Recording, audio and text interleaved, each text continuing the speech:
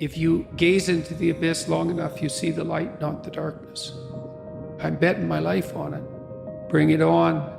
The adventure along the route, man. And I would say, where's that adventure to be found? You don't want someone else's fate. Man, your fate's enough. And your adventure's enough. It's plenty. It's more than you can ever fully realize. And so that's also part of the reason that we all believe that the individual has some intrinsic dignity. It's don't be so sure that your position and your room is so damn trivial. It might be your attitude towards it that's trivial. And if you're in dire straits and dire circumstances, just look at how much opportunity you have to make things better. Well, maybe the same thing's true of life, right? You bind yourself to it. And the tighter you bind yourself to it, the more you find out what it is. And that's like a radical embrace.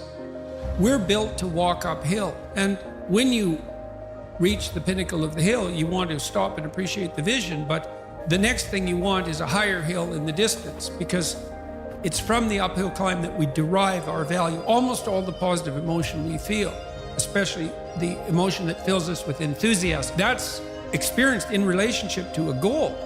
And so in some sense, you want a goal that you can never attain.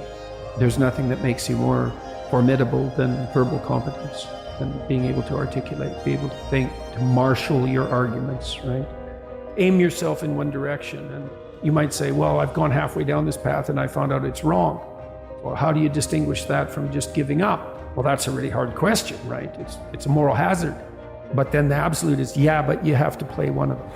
You have to learn to play one of them. You have to become an expert at least one of them. And then that's not a relative proposition. And I believe that's true. So you want to commit to something.